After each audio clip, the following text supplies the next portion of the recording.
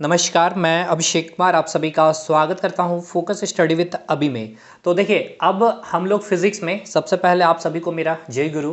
देखिए, फिजिक्स में अब हम लोग एक न्यू सेक्शन में एंट्री कर रहे हैं। अभी तक हमने दो सेक्शन कंप्लीट किया। एक तो आपका मैकेनिक्स सेक्शन हो गया, ठीक है। मैकेनिक्स में सब कुछ हमने देख लिया है, केवल आपके प्रोजेक्टाइल मोशन नहीं बताया मैंने आपको, और सिंपल पेंडुलम जो आपके एग्जाम के लिए इंपॉर्टेंट नहीं है, ठीक है।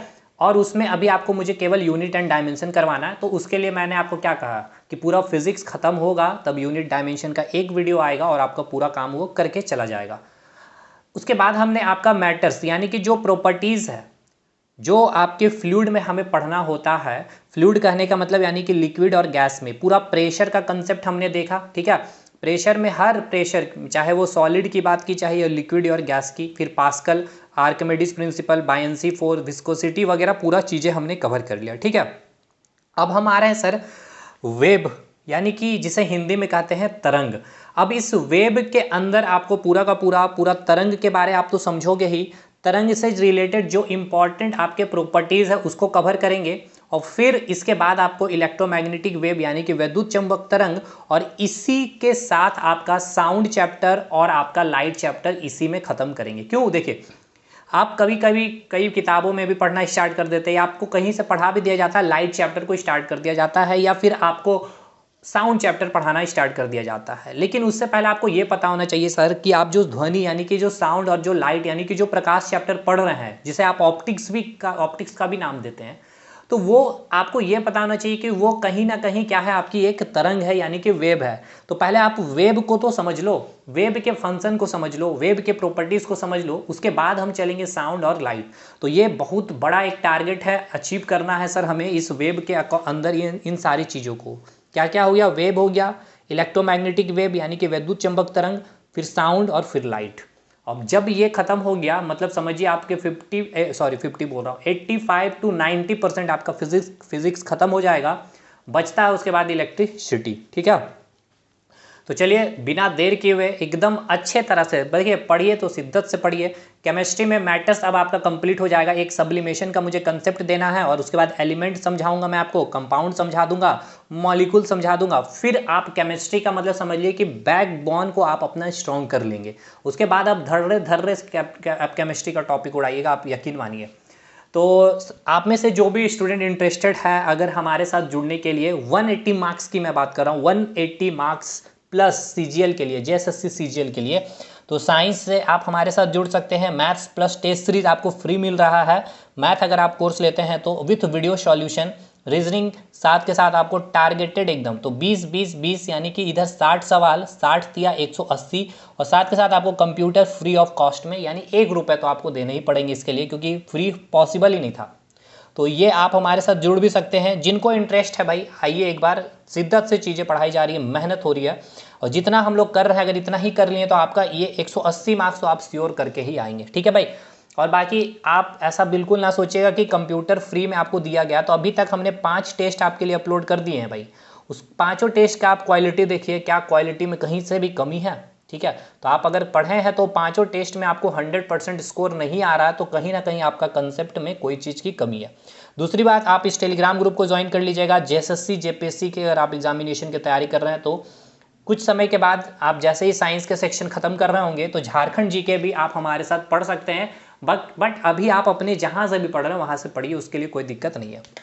तो चलिए हम लोग चलते हैं वेब के पास, और वेब को समझते हैं। जिस प्रकार से फिजिक्स में अभी तक हमने सारी चीज़ें समझी है, उसी प्रकार से वेब को समझते हैं। एक लाइन में आपको अगर वेब को डिफाइन करना होगा, देखिए ये कोई डेफिनेशन नहीं है जो आपको यहाँ देखने को मिल रहा है कि तरंग किसी माध्यम में उत्पन्न एक विक्षोभ है, ठीक है। तरंग किसी माध्यम में उत्पन्न एक विक्षोभ है। हिंदी में, इंग्लिश में देखिए लिख दिया गया है, तरंग को वेब बोलते हैं, माध्यम को मीडियम बोलते हैं, उत्पन्न करना यानी जनरेट करना, विक्षोभ मतलब डिस्टर्बेंस। ये इंग्लिश में मैंने पूरा इसीलिए नहीं लिखा क्योंकि ये आपको याद ही नहीं करना सर, ये चीज़ आपको समझना है, ये कोई डेफिनेशन आपके एग्जाम में नहीं आने वाला। तरंग क्या है, इसका अर्थ क्या है, कहने का मतलब समझिएगा। ये बोल क्या रहा है कि तरंग जो है आपकी किसी माध्यम में उत्पन्न एक विक्षोभ है, यानी कि एक डिस्टर्बेंस है, ठीक है।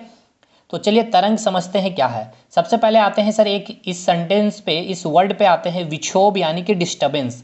तो आपको विक्षोभ का मतलब समझ में आ रहा है, डिस्टर्बेंस का मतलब समझ में आ रहा है कि कोई भी चीज़ क्या हो रहा है यहाँ पर आपका डिस्टर्ब हो रहा है। जैसे कि अगर आप सोए हुए थे, आपको अचानक से किसी ने आके धक्का मार दिया, एक थप्पड़ लगा करके आपको उठाया, तो आप क्या हुए, डिस्टर्ब हुए क्या नहीं। आप पढ़ाई कर रहे थे, आपको आगे किसी ने परेशान कर दिया, तो आप उसके अकॉर्डिंग क्या हो गए, आप वहाँ पे डिस्टर्बेंस आप में क्रिएट हो गई है। ठीक है, तो विक्षोभ का कंसेप्ट क्लियर हो गया। ठीक है, उत्पन्न होना यानी कि कोई भी चीज़ का जनरेशन होना, जनरेट होना या प्रोड्यूस होना।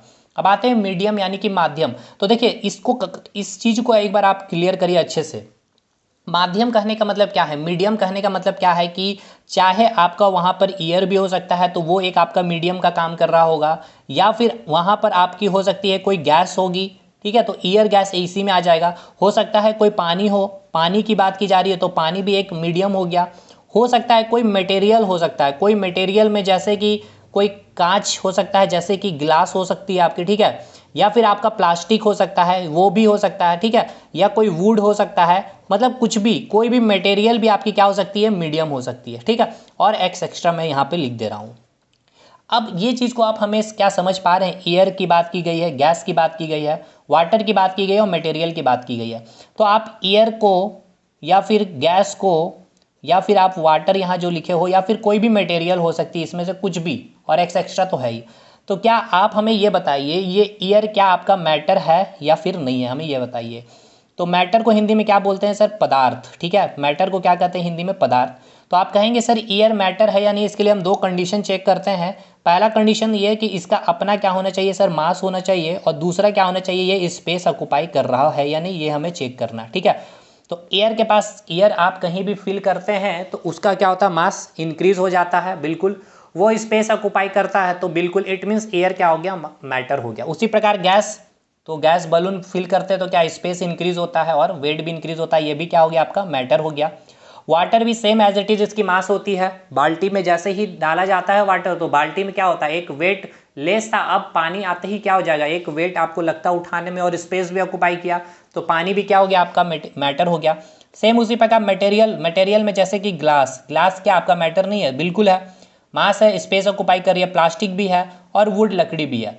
तो कहने का आपको ये मतलब क्या समझाना मैं चाह रहा हूँ कि आपको जो मीडियम की बात की गई है, अब मीडियम में आपको कोई एक चीज़ पे स्टिक नहीं हो जाना है कि एयर हो सकता है या वाटर, कुछ भी चीज़ हो सकती है। मतलब कहने का मतलब वो क्या होगा, मीडियम आपका मैटर होगा।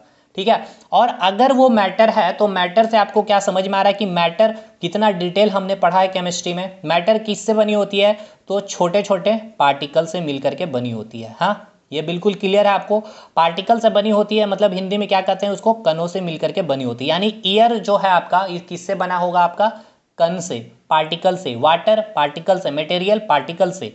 अब देखिए एयर और गैस क्या हो गया, यानी कि गैस, तो अब आप याद करिए गैस एक स्टेट है किसकी, मैटर की, याद आ रहा। वाटर ये क्या हो गया आपका, लिक्विड, ये भी क्या है, एक स्टेट है किसकी, मैटर की। मटेरियल में आप बात कर रहे हैं ग्लास की या प्लास्टिक की या वुड, ये क्या हो गया आपका, एक सॉलिड हो गया। यानी सॉलिड, लिक्विड और गैस, ये तीनों क्या हो गया, अब आप समझ पा रहे हैं, मैटर की तीन स्टेट है, मैटर की तीन रूप है, तीन अवस्था है, जिसके जिसके पार्टिकल्स, क्योंकि मैटर बना होता है आपके पार्टिकल से, तो गैस भी बना होगा किससे, पार्टिकल से। ठीक है भाई, लिक्विड भी किससे बनी होगी, तो लिक्विड भी बनी होगी पार्टिकल से। ठीक है, सॉलिड भी किससे बनी होगी, तो सॉलिड बनी होगी भी, सॉलिड भी बनी होगी किससे, तो पार्टिकल से। क्लियर है कि नहीं, ये बताइए। लेकिन हाँ, ये सॉलिड, लिक्विड, गैस में हम कैसे आइडेंटिफाई कर रहे थे, तो इसकी जो पार्टिकल की प्रॉपर्टीज, सॉलिड की, लिक्विड की पार्टिकल की प्रॉपर्टीज और गैस की पार्टिकल की प्रॉपर्टीज क्या होती थी, डिफरेंट होती थी। ठीक, जैसे कि इसमें फोर्स ऑफ अट्रैक्शन स्ट्रांग लग रहा था, इंटरमॉलिकुलर स्पेस काफ़ी कम था, हाईली डेंसिटी थी, डिफ्यूजन प्रोसेस नहीं हो रहा था। ठीक है, यहाँ पर फोर्स ऑफ अट्रैक्शन थोड़ा वीक था, इंटरमॉलिकुलर स्पेस थी, लेस डेंसिटी थी, कंप्रेशन हो रहा था, यहाँ पार्टिकल मूविंग कर पा रहे थे, यहाँ पार्टिकल वाइब्रेट कर रहे थे। गैस के कंडीशन में हमने ये देखा था कि यहाँ फोर्स ऑफ अट्रैक्शन बिल्कुल नेग्लिजिबल है, इंटरमॉलिकुलर स्पेस लार्ज है, यहाँ पर जो आपका कंप्रेशन है वो हाईली कंप्रेस है, यहाँ पर फिर हमने आपको ये बताया था क्या है, डेंसिटी बिल्कुल ही लेस है। तो ये सारे इस तरह से चीज़ें हमने जान रखी है, सॉलिड, लिक्विड, गैस। अब आइए तरंग पे। हम तरंग क्या है सर, तरंग किसी माध्यम में उत्पन्न एक क्या है, विक्षोभ है, यानी कि एक डिस्टर्बेंस है। अब यानी आपको कहना क्या चाहा गया है कि जो तरंग है एक डिस्टर्बेंस है, और ये जो डिस्टर्बेंस कहाँ उत्पन्न की गई है, माध्यम में। माध्यम यानी कि मीडियम में, मीडियम में आपको या तो गैस या लिक्विड या सॉलिड कुछ भी हो सकता है। तो ये जो डिस्टर्बेंस आपने तरंग में, आप क्या बोल रहे हैं कि सर आपने एक डिस्टर्बेंस उत्पन्न कर दिया आपने, ठीक है ना। आपने क्या कर दिया सर, एक डिस्टर्बेंस उत्पन्न कर दिया। और ये डिस्टर्बेंस कहाँ आपने उत्पन्न किया, तो मैटर में उत्पन्न किया, यानी कि आपने कहाँ उत्पन्न किया, पदार्थ में उत्पन्न किया। अब पदार्थ कुछ भी हो सकता है, वो या तो गैस हो सकता है या लिक्विड हो सकता है या सॉलिड हो सकता है। तो ये जो आपने डिस्टर्बेंस उत्पन्न किया सर, ये डिस्टर्बेंस आपने जो मैटर में उत्पन्न किया, ये डिस्टर्बेंस मैटर के कहाँ उत्पन्न होंगे, तो मैटर बनी होती है छोटे छोटे पार्टिकल से। यानी ये जो डिस्टर्बेंस आपने उत्पन्न किया, जो मीडियम है, मीडियम क्या है आपका, मैटर है। मैटर है यानी कि वो किससे बनी है, पार्टिकल से। यानी कि जो पार्टिकल्स, यानी कि जो कण में जो डिस्टर्बेंस होता है, इस कण में डिस्टर्बेंस के कारण आपका क्या होता है, तरंग उत्पन्न होता है। ठीक है, मैंने क्या कहा कि तरंग क्या है, तरंग किसी माध्यम में, तरंग किसी माध्यम में, माध्यम बोले तो मैटर, मैटर बोले तो solid liquid gas, solid liquid gas बोले तो मैटर, मैटर किससे बनी होती है, पार्टिकल। तो तरंग किसी माध्यम में उत्पन्न एक क्या है, डिस्टर्बेंस है। तो डिस्टर्बेंस आपने कहाँ उत्पन्न किया है, पार्टिकल्स के बीच में। क्लियर हुआ सर इतना कि नहीं। अब आइए प्रैक्टिकली चीज़ों को अब हम आपको दिखाते हैं और समझाते हैं। तो क्लियर हो गया, तरंग किसी माध्यम में उत्पन्न क्या है, एक डिस्टर्बेंस है। तरंग वेव समझ गया ना, तरंग आप समझ में आ रहा है ना, जो पानी में आप तालाब में एक हाथ मारिए इस प्रकार से, ठीक है, तो इस प्रकार से आपको वेव क्रिएट होते हुए दिखता होगा। इस प्रकार से पानी जो है इस प्रकार से होती है, तो यही तो ये वेव आपका जनरेट हुआ ना, ठीक है, यही तरंग है। तो अब आपको यहाँ मैं आपको फिजिकली दिखा रहा हूँ। आपने क्या किया, ये आप हो, ठीक है भाई, ये आप हो, और आपने क्या किया, ये वाटर है, पानी है, पानी क्या है सर, लिक्विड है, लिक्विड है इट मीन्स ये मैटर है, मैटर है इट मीन्स छोटे छोटे पार्टिकल से मिलकर बना होगा। ठीक, आपने ईंट उठाया और इस ईंट को पानी में फेंका, तो सिंपल सी बात है, जो आपको रेड कलर से देखने को मिल रहा है, ये रेड कलर, ये क्या है आपका, एक वेव, यानी कि एक डिस्टर्बेंस आया पार्टिकल में, और जिस पार्टिकल ने डिस्टर्बेंस क्रिएट किया उसने क्या किया, तरंग को उत्पन्न किया। ठीक है, अब ये तरंग कैसे उत्पन्न हो रहा है इसको हम लोग समझते हैं। ये आपसे, आपने अपनी एनर्जी इस स्टोन को दे दी, ठीक है भाई, इस स्टोन को आपने क्या ट्रांसफर की, एनर्जी ट्रांसफर की। अब स्टोन के पास क्या हुआ, एनर्जी आया, और आपने इस स्टोन को उठा करके फेंका। फाइनली ये स्टोन यहाँ आ गया है और अब पानी से कुछ ही दूरी पे यहाँ पर पहुँच चुका है। तो ये पानी जो है क्या है, लिक्विड है, लिक्विड है इट मीन्स ये एक मैटर है, मैटर है इट मीन्स ये छोटे छोटे पार्टिकल से मिल करके बना होगा। तो ये स्टोन क्या करेगा, ये जो आपका स्टोन है, सबसे पहले मैं ये बताइए, ये जो आपका स्टोन है ये क्या है, सॉलिड है, लिक्विड है या गैस है, तो आप कहेंगे सर सॉलिड है, सॉलिड है इट मीन्स ये मैटर है, मैटर है इट मीन्स ये क्या होगा, छोटे छोटे पार्टिकल से ये भी बना होगा। ठीक है, तो ये जो छोटे छोटे पार्टिकल, यानी कि आपने जो एनर्जी इस स्टोन को दिया, ये सारे की सारी एनर्जी हर पार्टिकल के पास भी होगी, बिल्कुल होगी। तो ये स्टोन, ठीक है, ये स्टोन का मैं फिगर बना रहा हूँ, ये छोटा छोटा पार्टिकल से जो मिल करके बना है, इसके पास क्या है, आपने एनर्जी दे दी है।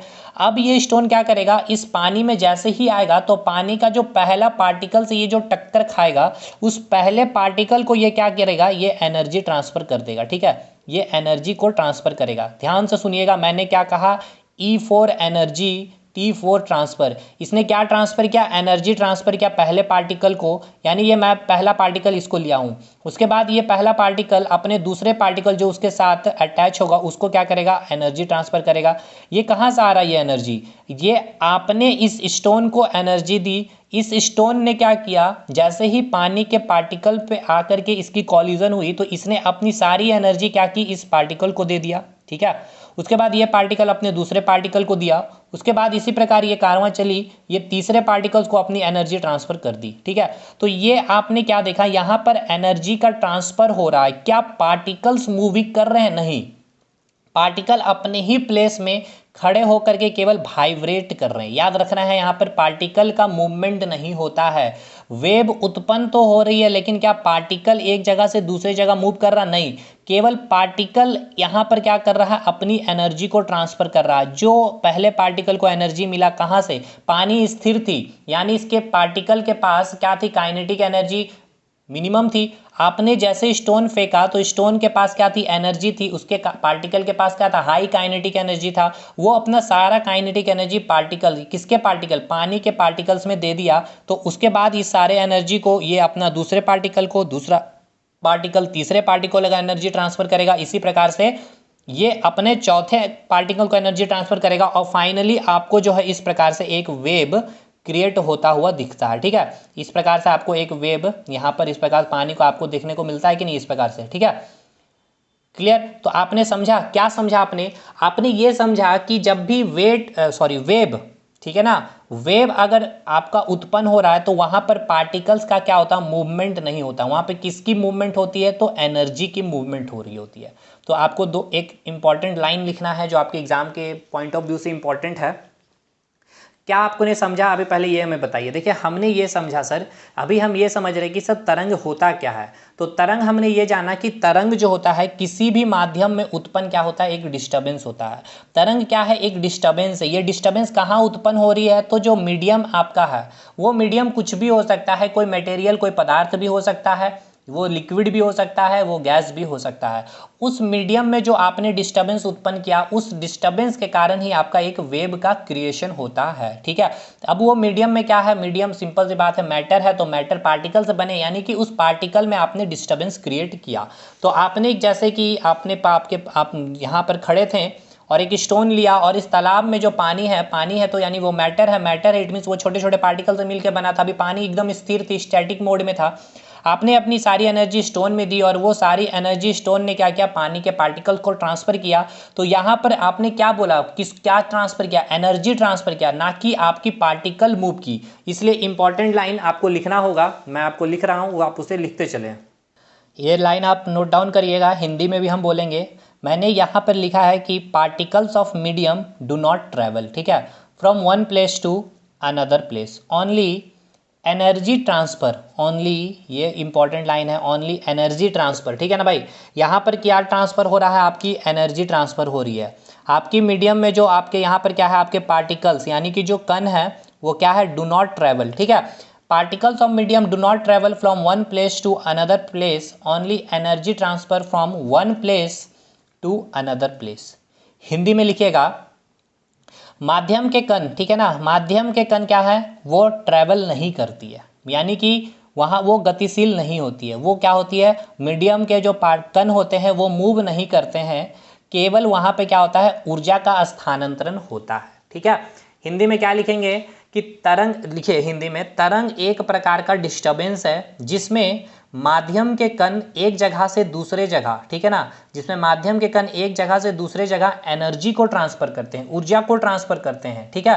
तरंग में क्या ट्रांसफर होता है, क्या स्थानांतरण होता है, तो ऊर्जा का स्थानांतरण होता है, कणों का स्थानांतरण नहीं होता है। पॉइंट नोट डाउन करिए, मैं लिख भी दे रहा हूँ। तो हिंदी में नोट डाउन करेंगे, तरंग में माध्यम के कणों का स्थानांतरण नहीं होता, ठीक है ना, तरंग में माध्यम के कणों का स्थानांतरण नहीं होता है। तरंग में क्या होता है, ऊर्जा का स्थानांतरण होता है। जैसे आपके पार्टिकल एज इट इज वहीं पर थे, है ना, ये पार्टिकल क्या है, कण है, ये कण क्या मूव कर रही थी, नहीं, केवल यहाँ पर क्या किया, स्टोन ने एनर्जी को ट्रांसफर किया, और इस एनर्जी के ट्रांसफर के कारण ही क्या हुआ, आपका तरंग का उत्पन्न हुआ। जैसे कि इस फिगर में आपको मैं दिखाया हूँ, यहाँ पे जो आपने एनर्जी को ट्रांसफ़र किया स्टोन में, इस स्टोन ने अपनी एनर्जी वाटर के जो पार्टिकल से उसको ट्रांसफ़र किया। तो यहाँ पर क्या ट्रांसफ़र हुआ, आपका एनर्जी, ठीक है, क्या ट्रांसफ़र हुआ, आपका एनर्जी का ट्रांसफ़र हुआ, यानी कि ऊर्जा का स्थानांतरण हुआ, ठीक है। और ये आपका जो वेव देखने को मिल रहा है, इस वेव में किसकी ट्रांसफ़र हो रही है, तो आप क्या कहोगे, ऊर्जा का ट्रांसफ़र हो रहा है, ना कि पार्टिकल्स का, ना कि कणों का स्थानांतरण होता है। तो वेव अब आपको पूरा क्लियर हुआ कि नहीं हुआ, ये आपके एग्जाम के लिए पॉइंट ऑफ व्यू से इंपॉर्टेंट है भाई। आपके एग्जाम में पूछता है जो तरंग है यानी कि जो वेव है उसमें किसकी स्थानांतरण होती है, कौन क्या ट्रांसफर करता है, पार्टिकल या मतलब कि माध्यम का कण, या फिर मीडियम के पार्टिकल्स, या फिर ऊर्जा का स्थानांतरण होता है, या फिर एनर्जी का स्थानांतरण होता है। तो आप क्या कहेंगे सर, यहाँ पर ऊर्जा का स्थानांतरण होता है। कोई दिक्कत है, तरंग पूरा क्लियर समझ में आया कि नहीं आया, हमें ये बताइए। तो तरंग क्या है, तरंग एक प्रकार का क्या है, डिस्टर्बेंस है। तरंग क्या है, एक प्रकार का विक्षोभ होता है, ठीक है, जो क्या करता है, तरंग माध्यम के कणों का स्थानांतरण नहीं करता है, बल्कि तरंग में क्या होता है, ऊर्जा का स्थानांतरण होता है, ठीक है भाई, क्लियर है। अब हम लोग आगे बढ़ते हैं वेव में। तो अब हम लोग आगे बढ़ते हैं वेव में। वेव में हमने क्या देखा कि वेव किसे कहते हैं, यानी कि तरंग क्या होता है। तरंग क्या है, एक डिस्टर्बेंस है, और ये डिस्टर्बेंस आपने कहाँ क्रिएट किया था, तो जो मीडियम्स है, मीडियम्स के पार्टिकल्स में जब हम कोई डिस्टर्बेंस यानी कि कोई विक्षोभ उत्पन्न करते हैं, तब जाकर के आपकी तरंग उत्पन्न होती है। अब वेब के हम क्लासिफिकेशन को देखेंगे। वेब को क्लासिफाई किया है, यानी कि वेब का जो वर्गीकरण है, यानी तरंग के जो वर्गीकरण पे हम अभी बात करने वाले हैं। तो तरंग को हम दो भाग में बांट रहे होते हैं, एक होता है मैकेनिकल वेव और एक होता है इलेक्ट्रोमैग्नेटिक वेव। मैकेनिकल वेव यानी कि यांत्रिक तरंग, और इलेक्ट्रोमैग्नेटिक वेव मतलब वैद्युत चुंबकीय तरंग। ये जो हमने क्लासिफिकेशन क्या है, ये क्लासिफिकेशन का बेस क्या है। जैसे कि अगर कोई ह्यूमन बींग्स है, ठीक है, अगर ह्यूमन बींग्स है तो इस ह्यूमन बींग्स का क्लासिफिकेशन या फिर अगर बोले तो इसका वर्गीकरण बहुत अलग अलग तरीके से कर सकते हैं। फर्स्ट वर्गीकरण हम कर सकते हैं कि इसके ब्यूटी यानी कि इसकी सुंदरता के आधार पर। दूसरा हम क्लासिफिकेशन कर सकते हैं इसकी इंटेलिजेंसी के आधार पर कि कितना इंटेलिजेंट है ये पर्सन। तीसरा हम इसके नेचर यानी कि इसके बिहेवियर के आधार पर हम क्या कर सकते हैं, ह्यूमन बींग्स को बांट सकते हैं। उसी प्रकार ये जो आपका वेब है यानी कि ये जो तरंग है, इस तरंग का जो क्लासिफिकेशन अभी आपको देखने को मिल रहा है, एक मैकेनिकल वेब और एक इलेक्ट्रोमैग्नेटिक वेव। ये जो हमने क्लासिफिकेशन किया है ये आपके मीडियम के आधार पर है, यानी कि जो आपने माध्यम लिया है, ठीक है ना। जिस भी माध्यम में यानी कि जिस भी मीडियम में आपने डिस्टर्बेंस क्रिएट किया, उस डिस्टर्बेंस से क्या हुआ, उस मीडियम के पार्टिकल्स में क्या आया, डिस्टर्बेंस आया, जिसके कारण आपका वेब क्रिएट हुआ था। तो ये मीडियम के आधार पर हम दो क्लासिफिकेशन देखते हैं, एक तो यांत्रिक तरंग और एक है आपका वैद्युत चुंबकीय तरंग।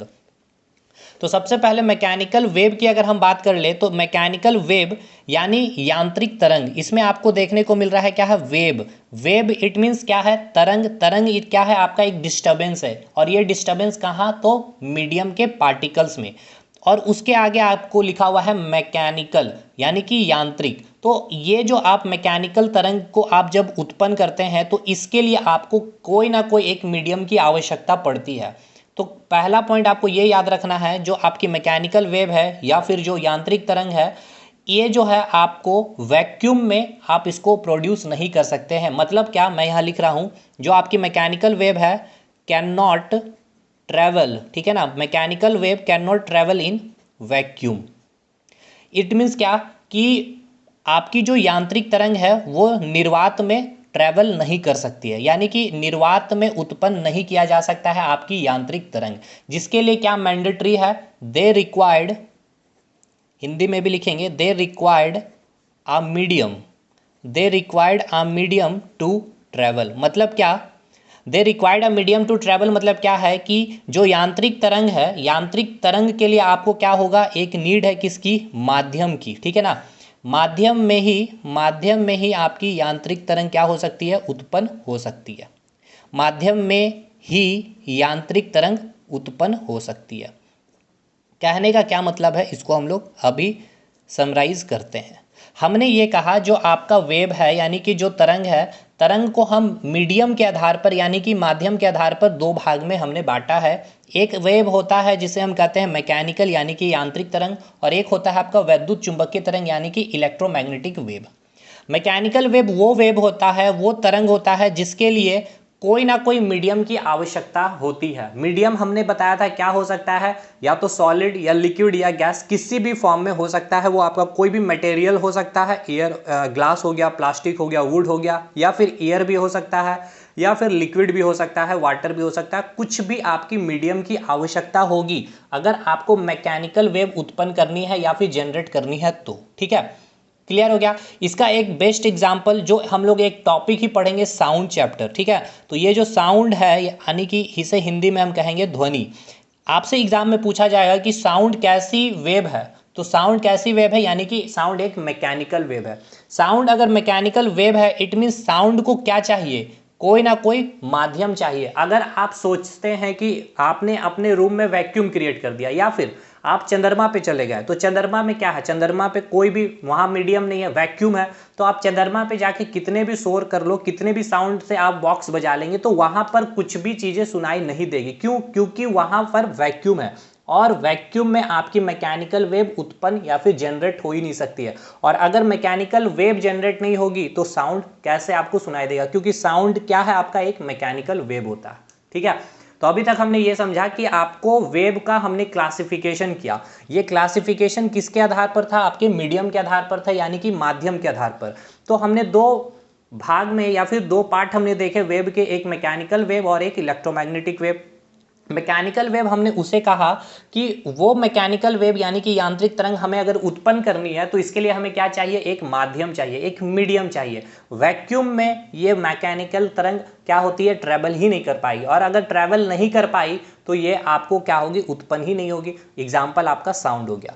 उसी प्रकार अगर इलेक्ट्रोमैग्नेटिक वेव की अगर बात की जाए तो ये वैद्युत चुंबकीय तरंग, इसे हम स्मॉल में लिखेंगे इस प्रकार से, इलेक्ट्रोमैग्नेटिक वेव। ठीक है, ये हो गया आपका वैद्युत चुंबकीय तरंग। तो ये जो इलेक्ट्रोमैग्नेटिक वेव है इसके लिए ऐसी कोई कंडीशन नहीं है कि मीडियम होनी ही चाहिए। अगर मीडियम है तो भी अच्छी बात है, और अगर मीडियम नहीं भी है तो भी आप इलेक्ट्रोमैग्नेटिक वेव यानी कि वैद्युत चुंबकीय तरंग को क्या कर सकते हैं, उत्पन्न कर सकते हैं, या फिर इलेक्ट्रोमैग्नेटिक वेव आपका ट्रेवल कर सकता है। तो यहाँ पर आप लिख सकते हैं कि electromagnetic wave do not required, electromagnetic wave do not required any medium. ठीक है, any medium to travel, any medium to travel. ठीक है, that is they can travel in even in vacuum, that is, मैं हिंदी में भी लिखूंगा, that is they can travel, that is they can travel in vacuum. ठीक है, हमने क्या बोला, हिंदी में लिखते हैं कि जो वैद्युत चुंबकीय तरंग को, ठीक है ना, यानी कि इलेक्ट्रोमैग्नेटिक वेव को किसी माध्यम की आवश्यकता नहीं होती, किसी माध्यम की आवश्यकता नहीं होती है। वैद्युत चुंबकीय तरंग को किसी माध्यम की आवश्यकता नहीं होती है।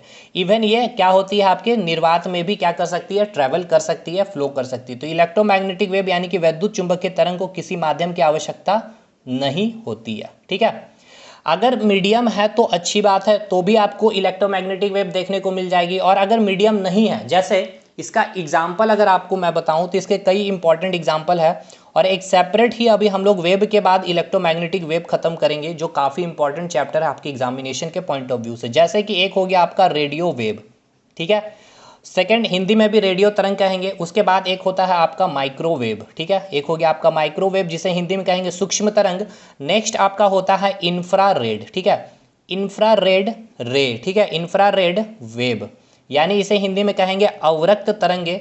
फिर हो गया आपका एक विजिबल लाइट। विजिबल लाइट ये वही लाइट है जो दृश्य प्रकाश कहते हैं, या ऑप्टिक्स या लाइट चैप्टर जो पढ़ते हैं यही विजिबल लाइट है। ठीक है, नेक्स्ट आपका हो जाएगा यूवी रे। ठीक है, यूवी रे यानी कि पाराबैंगनी जो किरण होती है उसे कहते हैं। फिर एक्स रे हो गया आपका, और फिर आपका गामा रे। ये सारे जितने भी आपके वेव मैंने नाम लिए, ये सारे के सारे जो भी हैं हम लोग डिटेल में पढ़ेंगे, इसलिए अभी इतना कंफ्यूजन नहीं क्रिएट करना है। बस ये आपको याद रखना है कि इलेक्ट्रोमैग्नेटिक वेव जो होता है इसको किसी माध्यम की आवश्यकता नहीं है। अगर माध्यम नहीं है तो भी आप इलेक्ट्रोमैग्नेटिक वेव उत्पन्न कर सकते हैं। तो जो हम लाइट चैप्टर पढ़ेंगे, ये लाइट चैप्टर कैसी तरंग है, तो आप क्या कहेंगे, लाइट आपका एक इलेक्ट्रोमैग्नेटिक वेव है जिसको मीडियम की आवश्यकता नहीं होती है। लेकिन जो साउंड है, साउंड एक मैकेनिकल वेव है, और मैकेनिकल वेव है तो इसके लिए क्या होगी, कोई ना कोई मीडियम की आवश्यकता होगी, तभी जाकर के आपको साउंड सुनाई पड़ेगा।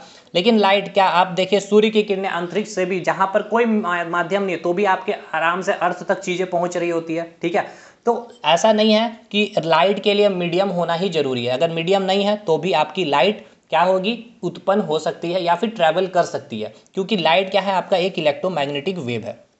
अब एक क्वेश्चन यहाँ पे ये बनता है कि यहाँ आपने कहा सर इलेक्ट्रोमैग्नेटिक वेव को जरूरी नहीं है कि मीडियम होना ही चाहिए। अगर मीडियम है तो अच्छी बात है, इलेक्ट्रोमैग्नेटिक वेव तो उत्पन्न हो जाएगी। क्यों? क्योंकि ये एक वेव है, और वेव के लिए क्या क्या क्या हमें चाहिए होता है, एक डिस्टर्बेंस हम क्रिएट करते हैं। और ये डिस्टर्बेंस आप कहाँ क्रिएट करते हैं, तो जो मीडियम के पार्टिकल्स में, तब जाकर के आपको एक वेव उत्पन्न होता है। और अगर इलेक्ट्रोमैग्नेटिक वेव की बात करें तो यहाँ हमने कहा कि they do not required any medium.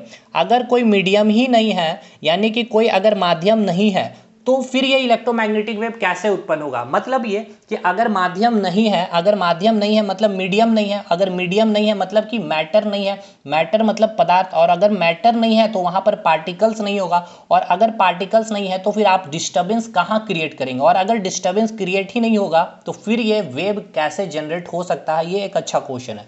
तो देखिए इसके पीछे एक सिंपल सा एक लॉजिक है, और ये सवाल भी कई बार पूछा गया है, और इस सवाल का जवाब भी इसके नाम में ही छुपा हुआ है, इलेक्ट्रोमैग्नेटिक वेव यानी कि वैद्युत चुंबकीय तरंग पे ही। हम एक ऑब्जेक्ट लेंगे, इस ऑब्जेक्ट को क्या करते हैं, सबसे पहले चार्ज करते हैं। ये एक ऑब्जेक्ट है, इसको हमने क्या किया, चार्ज कर दिया। देखिए चार्ज करने के भी 3 प्रोसेस होते हैं। कोई भी ऑब्जेक्ट को अगर आपको चार्ज करना है तो इसके पास 3 प्रोसेस होते हैं।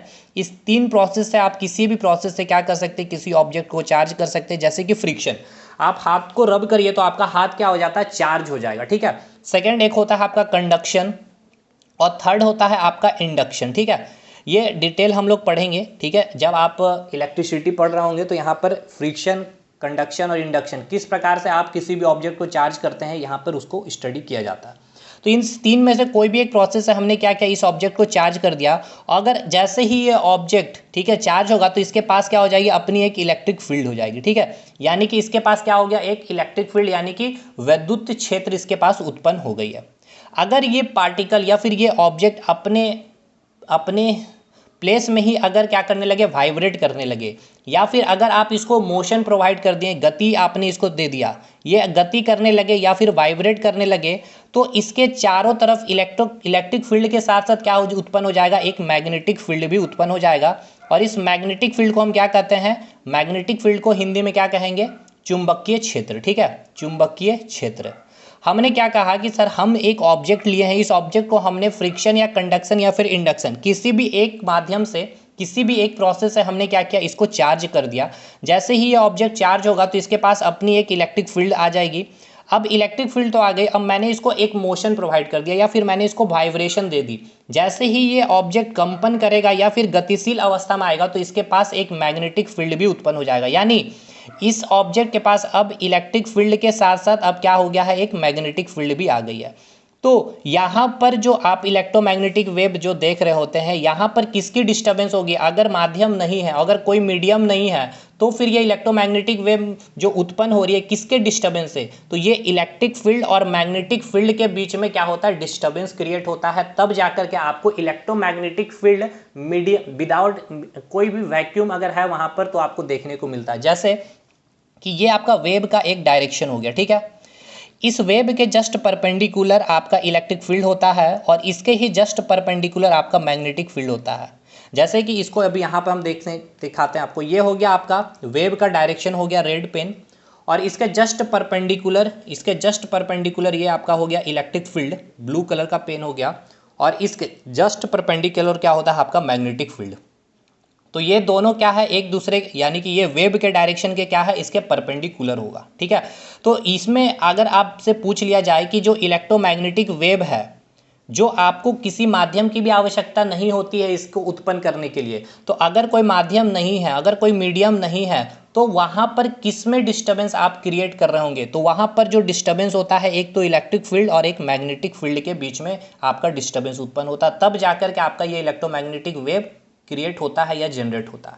ठीक है, तो अभी इससे आपका सवाल कैसे बनेगा इसको देख लेते हैं। सबसे पहले तो आपसे ये सवाल पूछा जाएगा कि इलेक्ट्रोमैग्नेटिक वेव यानी कि वैद्युत चुंबकीय तरंग, ठीक है ना, इसमें जो परपेंडिकुलर होता है एक दूसरे के, वो कौन कौन होंगे, तो एक तो आपका इलेक्ट्रिक फील्ड और एक मैग्नेटिक फील्ड एक दूसरे के परपेंडिकुलर होते हैं। दूसरा, इलेक्ट्रोमैग्नेटिक वेव के लिए क्या मैंडेटरी होता है, मीडियम, तो जरूरी नहीं है। अगर माध्यम नहीं है तो भी इलेक्ट्रोमैग्नेटिक वेव उत्पन्न की जा सकती है, और अगर माध्यम है तो भी इलेक्ट्रोमैग्नेटिक वेव उत्पन्न होगी। ठीक है, तो इसके लिए कंपलसरी नहीं होती। इसकी एग्जाम्पल आपको याद रखना है, एक रेडियो वेव, माइक्रोवेव यानी कि सूक्ष्म तरंग हो गया, इंफ्रारेड यानी कि अवरक्त तरंग हो गया, विजिबल लाइट यानी कि दृश्य प्रकाश हो गया, पाराबैंगनी किरण हो गया, एक्सरे हो गया और गामा रे हो गया। ठीक है, ये सारे आपको याद रखने, और इसको हम लोग एक एक रेडियो वेव को डिटेल में पढ़ेंगे, माइक्रोवेव को डिटेल, इंफ्रारेड, विजिबल लाइट, एक पूरा चैप्टर ही हमें लाइट पढ़ना है। फिर यूवी रे, एक्सरे और गामा रे, इसकी खोज किसने की थी, इसकी डिस्कवरी किसने की थी, इसकी यूजेस क्या है, यहाँ से आपके सवाल बनते हैं, तो इसके बाद हम लोग उसको ही पढ़ेंगे। फिर मैकेनिकल वेव से आपका ये सवाल बनेगा कि मैकेनिकल वेव को के लिए क्या कंपलसरी होता है, तो आपको यही जवाब देना है कि मैकेनिकल वेव अगर आपको उत्पन्न करना है या जनरेट करना है तो इसके लिए क्या चाहिए, आपको एक वैक्यूम, आपको क्या चाहिए, एक मीडियम चाहिए। Mechanical wave can not travel in vacuum, यानी कि जो यांत्रिक तरंग है वो निर्वात में आपकी उत्पन्न ही नहीं की जा सकती है या फिर वो ट्रेवल ही नहीं करेगी, जिसके लिए क्या चाहिए, आपको कोई ना कोई मीडियम होने की आवश्यकता है। साउंड कैसी वेव है, तो मैकेनिकल वेव है। ठीक है, तो अभी हमने वेव का क्लासिफिकेशन देखा। ये जो मैकेनिकल वेव और वैद्युत चुंबकीय तरंग जो आपने वेव का क्लासिफिकेशन किया, इस किसके बेस पे किया, माध्यम के आधार पर, यानी कि अगर माध्यम है, यानी कि आपने देखा कि अगर माध्यम कंपलसरी होना चाहिए किस वेव के लिए, मैकेनिकल वेव के लिए, और यहाँ पर इलेक्ट्रोमैग्नेटिक वेव के लिए माध्यम कंपलसरी नहीं है, यानी कि मीडियम नेसेसरी नहीं है, तो भी आपकी इलेक्ट्रोमैग्नेटिक वेव क्या हो सकती है, उत्पन्न हो सकती है। तो ये बेस था आपका वेव का क्लासिफिकेशन करने का, ठीक है। अब हम एक और क्लासिफिकेशन करेंगे कि यहाँ पर जो आपने डिस्टर्बेंस कर रहे हैं आप किस में, मीडियम के पार्टिकल्स में। तो मीडियम के पार्टिकल्स में जो डिस्टर्बेंस आ रहा है, तो हमने अभी क्या बताया था, तरंग में हमने आपको तरंग का डेफिनेशन क्या बोला था।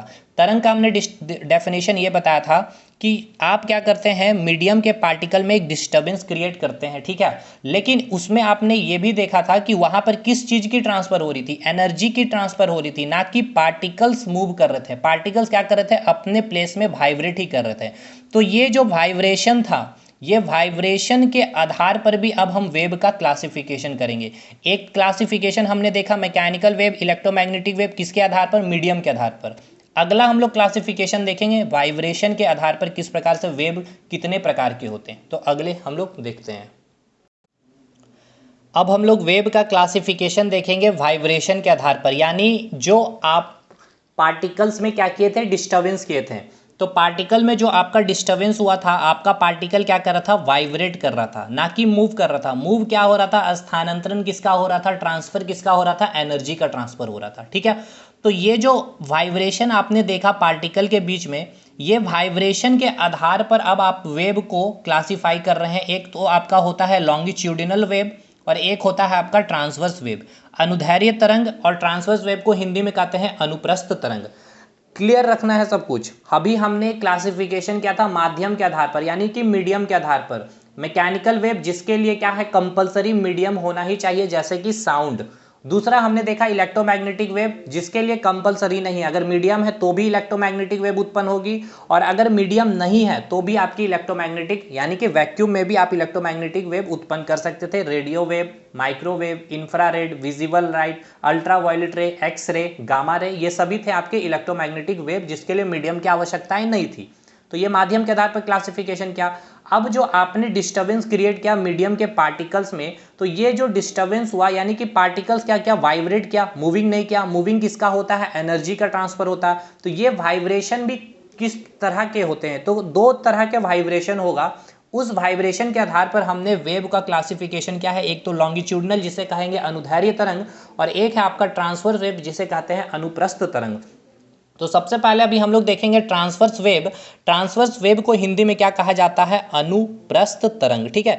हिंदी में क्या कहेंगे इसको, अनुप्रस्थ तरंग। तो एक एग्जांपल के थ्रू इसको समझते हैं। सबसे पहले एक हम लोग स्ट्रिंग लेंगे, ठीक है। स्ट्रिंग यानी कि रस्सी, इसको हम एक वाल पे, ठीक है, कांटे से क्या किए, फिक्स कर दिए, इधर से फिक्स करके बांध दिए हैं एक वाल में। मैं यहाँ लिख दिया हूँ वाल, ठीक है ना। वाल से इस स्ट्रिंग को क्या कर दिए, एक किनारा हमने बांध दिया और एक किनारा हमने फ्री रखा है। इसको हमने अपने हाथों से पकड़ा हुआ, ठीक है। ये हमने अपने हाथों से पकड़ के रखा हुआ। हमने क्या किया, अपनी एनर्जी, ठीक है ना, इस हाथ में मेरी एनर्जी थी, इस एनर्जी को हमने क्या किया।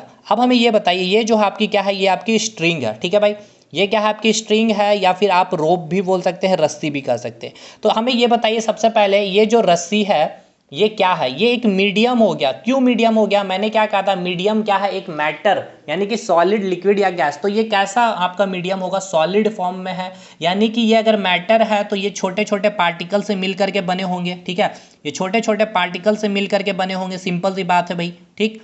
तो हमने क्या किया, अपनी एनर्जी इस स्ट्रिंग, जो ये छोटे छोटे पार्टिकल से मिल करके बने थे, हमने अपना एनर्जी इसके छोटे छोटे पार्टिकल में क्या की, एनर्जी का ट्रांसफर कर दिया, ठीक है।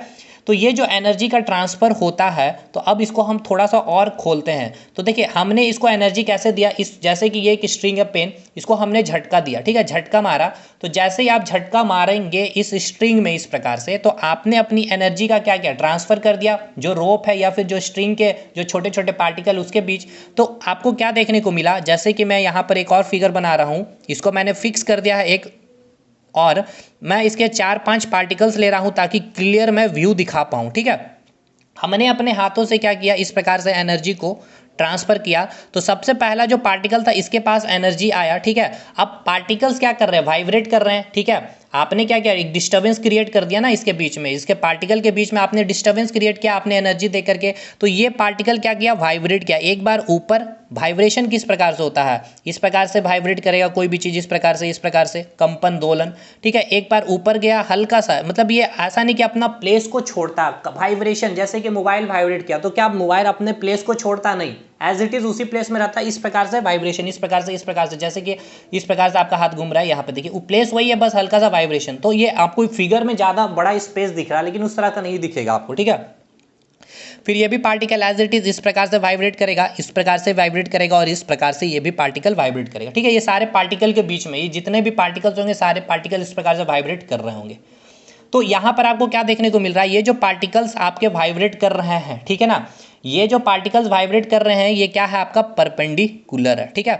तो यहाँ पे जो वाइब्रेशन आप देख रहे हैं पार्टिकल्स का, ठीक है ना, जो ये पार्टिकल किसके हैं, ये मीडियम के यानी कि रस्सी के हैं।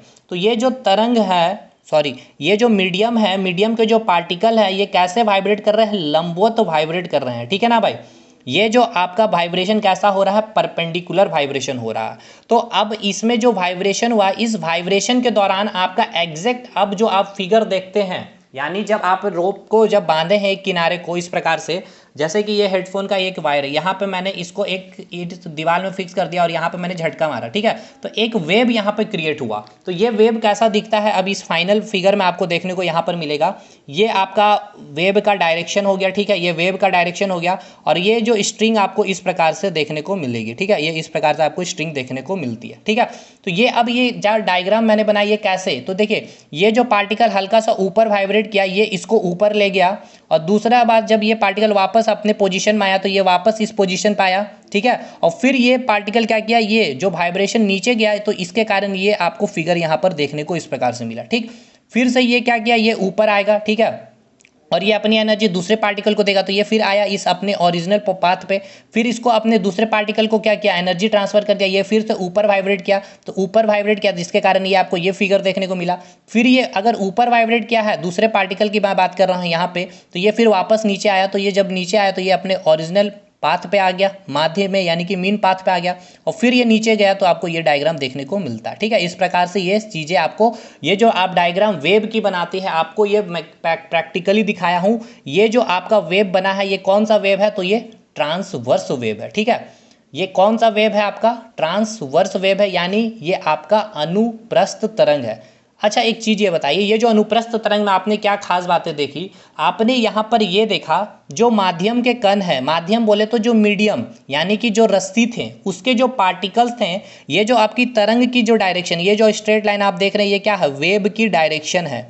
ये क्या आपको बता रहा है, तरंग की दिशा को बता रहा है। ये क्या बता रहा है, तरंग की दिशा को, यानी तरंग का डायरेक्शन इधर है, ठीक है। तो ये जो माध्यम है, ये जो रस्सी है, ठीक है ना, रस्सी के पार्टिकल इस तरंग के किस तरंग के क्या है, परपेंडिकुलर है या नहीं, ये बताइए।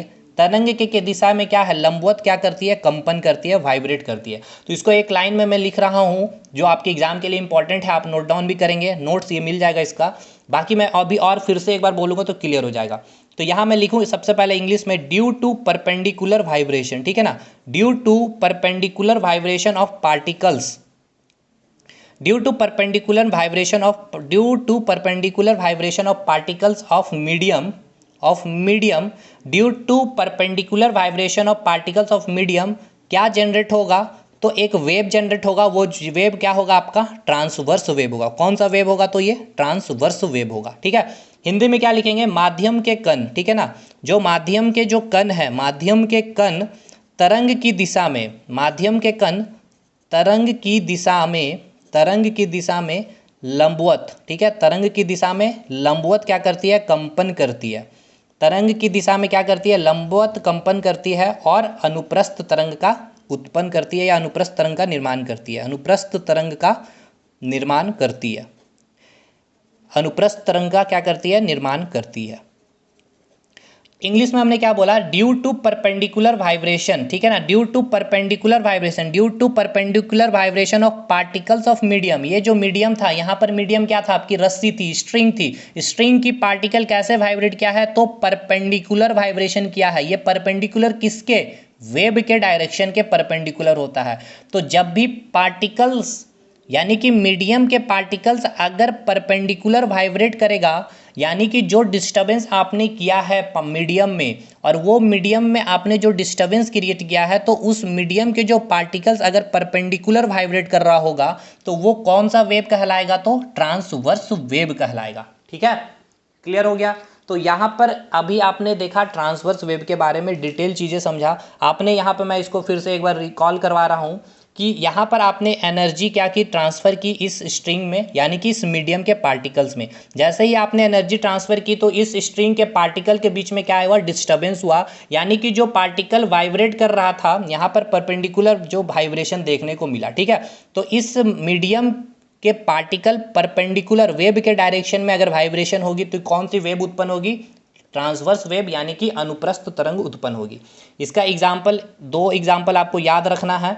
वेब इन स्ट्रिंग, ठीक है ना, जो अभी हमने आपको दिखाया स्ट्रिंग में जो आपने वेब उत्पन्न किया, यानी कि रस्सी में तरंग जो उत्पन्न होती है वो कैसी उत्पन्न होगी, वो तरंग क्या कहलाएगी, आपकी अनुप्रस्थ तरंग। क्यों, क्योंकि इसमें पार्टिकल यानी कि कण कैसे वाइब्रेट कर रही है, परपेंडिकुलर वाइब्रेट कर रही है। ठीक है, दूसरा एग्जाम्पल आपको याद रखना है, जब आप पानी में या फिर तालाब में जब आप एक हाथ से झटका लगाते हो तो उसके जो सरफेस में आपको जो तरंग उत्पन्न देखने को मिलती है वो भी तरंग कैसी होती है, तो ट्रांसवर्स वेव होती है। ठीक है, तो यहां लिखेंगे इसको web on the surface, web on the surface of pound. ठीक है, web on the surface of pound या फिर रिवर, यानी कि जो तालाब में जो आपको वेब देखने को मिलता है वो वेब कैसा होता है, तो आपका ट्रांसवर्स वेब होता है। ट्रांसवर्स वेब मतलब क्या है कि जो डिस्टर्बेंस, यानी कि जो पार्टिकल्स में डिस्टर्बेंस हुआ है वो जो वाइब्रेट कर रहा होगा कैसे, तो वेब के डायरेक्शन के परपेंडिकुलर वाइब्रेट कर रहा होगा। ठीक है, दूसरा पॉइंट ये याद रखना है, ये जो ट्रांसवर्स वेब है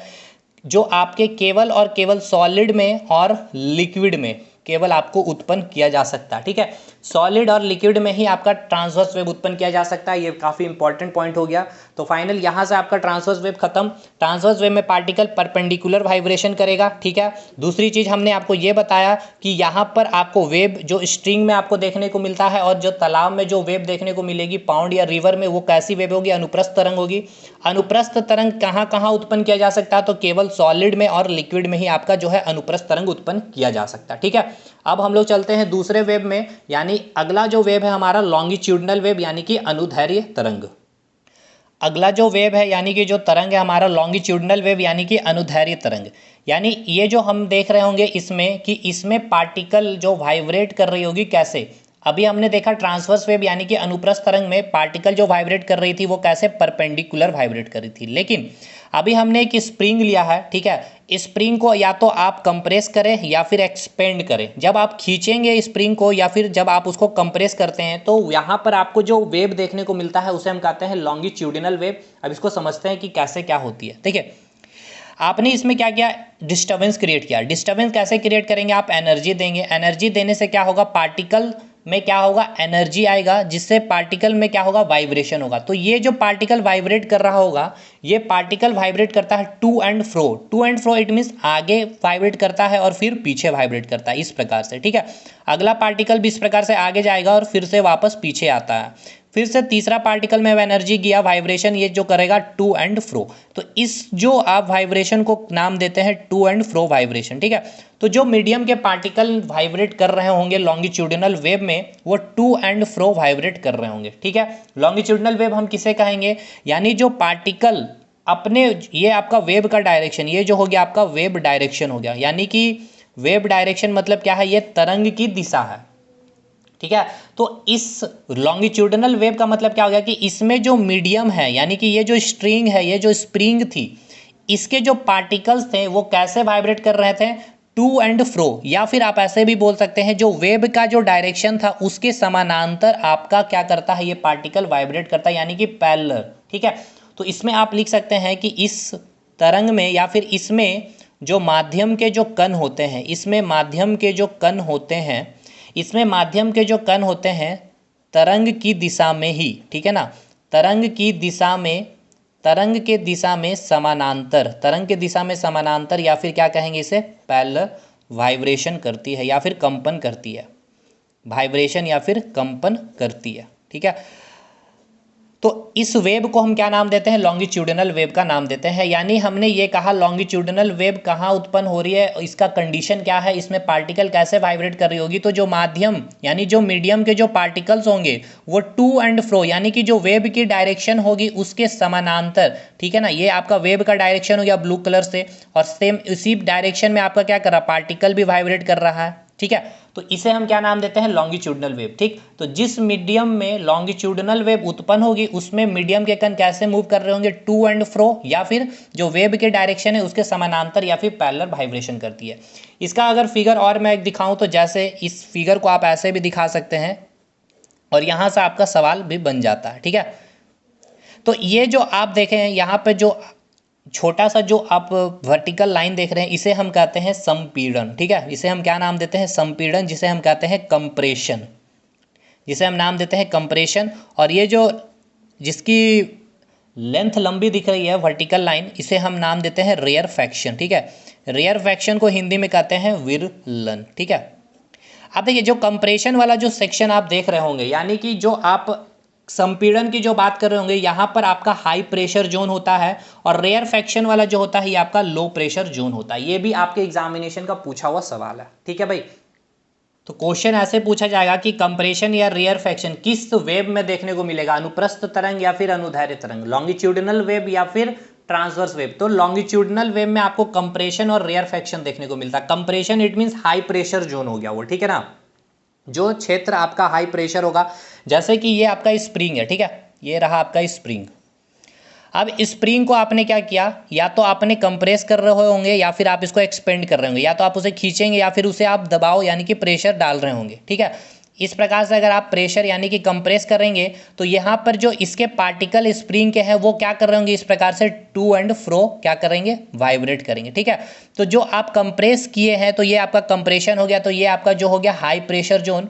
और अगर इसे आप बाहर एक्सपेंड करेंगे, खींचेंगे तो इसके particle to and fro vibrate कर रहे होंगे और बाहर एक्सपेंड कर रहे होंगे इस प्रकार से, तो ये आपका हो जाएगा लो प्रेशर जोन। समझ में आया। तो अगर आपसे क्वेश्चन पूछ ले कि जो स्प्रिंग में, ठीक है ना भाई, अगर आपसे पूछा जाएगा जो स्ट्रिंग में यानी कि रोप में जो वेब उत्पन्न होता है वो कैसा वेब होता है, तो आप क्या कहेंगे, वो ट्रांसवर्स वेब, अनुप्रस्थ तरंग होता है। नदी में या तालाब में जो वेब या तरंग उत्पन्न होती है वो कैसी होती है, तो ट्रांसवर्स वेब, अनुप्रस्थ तरंग उत्पन्न होती है। लेकिन अगर स्प्रिंग में पूछ लिया जाए यानी कि वेब इन स्प्रिंग, ठीक है ना, जो वेब स्प्रिंग में उत्पन्न होगी यानी कि जो स्प्रिंग में तरंग उत्पन्न होगी वो कैसी तरंग होगी, तो लॉन्गिट्यूडिनल वेब होगी। वो कैसी वेब होगी, तो लॉन्गिट्यूडिनल वेब होगी। दूसरा एग्जाम्पल जो आपका साउंड है, ठीक है ना, जो साउंड ईयर में इतना भी आप याद रखिए, जो साउंड ईयर में जो ट्रैवल कर रही होती है ये साउंड कैसी होती है, तो ये भी आपकी लॉन्गिट्यूडिनल वेव ही होती है, ठीक है। क्योंकि साउंड चैप्टर अभी हमें पढ़ना है पूरा डिटेल में। तो साउंड सबसे पहले आपको ये पता है कि साउंड क्या है, एक वेव है, क्लियर है। कौन सा वेव है, तो मैकेनिकल वेव। अभी मैंने आपको बताया मैकेनिकल वेव मतलब क्या है, उसको मीडियम की आवश्यकता है, ये वैक्यूम में ट्रैवल नहीं कर सकती है। और एक तो ये आप चल गए कि साउंड कैसा वेव है, मैकेनिकल वेव है, इलेक्ट्रोमैग्नेटिक वेव नहीं है। लेकिन अगर आपसे पूछ लिया जाए वाइब्रेशन के आधार पर हमें बताइए कि साउंड कैसी वेव है, लॉन्गिट्यूडिनल या ट्रांसवर्स वेव, तो आप क्या कहेंगे, साउंड आपकी लॉन्गिट्यूडिनल वेव है। मतलब जो यहाँ पर साउंड जो वाइब्रेट कर रही होगी, ठीक है, साउंड जो ट्रैवल कर रही होगी, जो उस मीडियम के पार्टिकल्स क्या कर रहे होंगे, टू एंड फ्रो यानी कि आगे पीछे या फिर वेव के डायरेक्शन के पैरेलल क्या कर रही होगी, वाइब्रेशन कर रही होगी, ठीक है।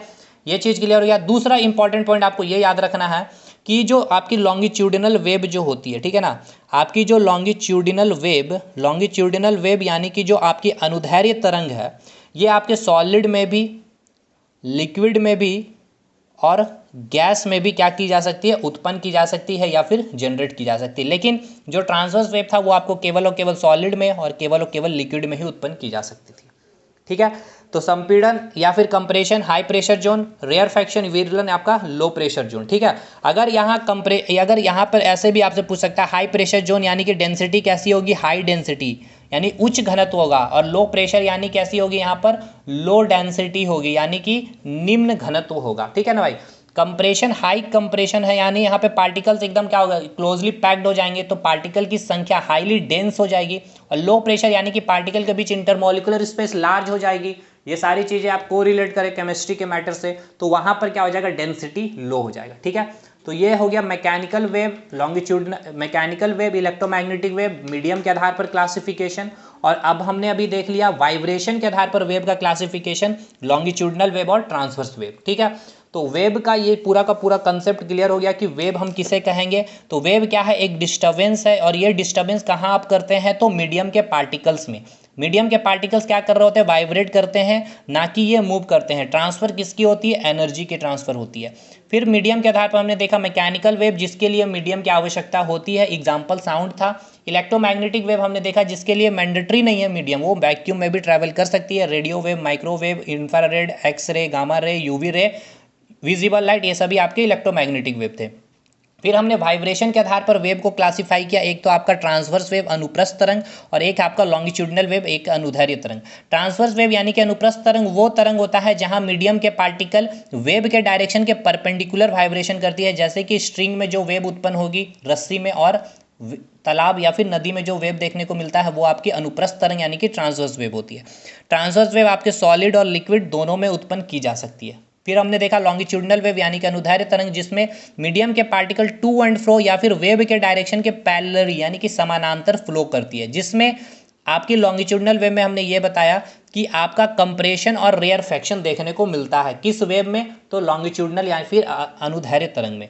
Compression it means high pressure zone, rarefaction यानी कि low pressure low density zone. ठीक है, और ये आपका लॉन्गिट्यूडनल वेव का जो एग्जाम्पल है, स्प्रिंग में साउंड जो आपका होता है वो एक लॉन्गिट्यूडनल वेव होता है। तो साउंड क्या हो गया, साउंड आपका मैकेनिकल लॉन्गिट्यूडनल वेव गया, यानी कि साउंड को माध्यम की आवश्यकता है। लॉन्गिट्यूडनल मतलब इसमें जो पार्टिकल वाइब्रेट कर रहे हैं कैसे, टू एंड फ्रो। ठीक है, तो आपका साउंड ट्रेवल करेगा या फिर साउंड आपको सुनाई पड़ेगा ईयर में। और हमने ये बताया कि लॉन्गिट्यूडनल वेव होता है वो आपके सॉलिड, लिक्विड और गैस तीनों में आपकी क्या हो सकती है, फ्लो कर सकती है। ठीक है, तो फाइनली वेव का इतना पार्ट क्लियर। अब वेव के कुछ प्रॉपर्टीज देखेंगे, फ्रीक्वेंसी किसे कहते हैं, टाइम पीरियड किसे कहते हैं, ये काफ़ी इंपॉर्टेंट 2 पॉइंट होगा आपका, और आपका एक वेवलेंथ। ठीक है, तो ये 3 कंसेप्ट चीज़ को हम काम कर रहे होंगे, फ्रीक्वेंसी, टाइम पीरियड, और जैसे ही हम लोग एक क्लास में आपका वेवलेंथ खत्म हो जाएगा ये एक क्लास में, और फिर हम लोग चले आएंगे साउंड चैप्टर पे। ठीक है, साउंड नहीं, इलेक्ट्रोमैग्नेटिक वेव देख लेंगे। इलेक्ट्रोमैग्नेटिक वेव में सारा radio wave, microwave, infrared, visible light, x ray, gamma ray, जो वेरी वेरी इंपॉर्टेंट है, और फिर फाइनली साउंड चैप्टर स्टार्ट हो जाएगा। ठीक है, धन्यवाद।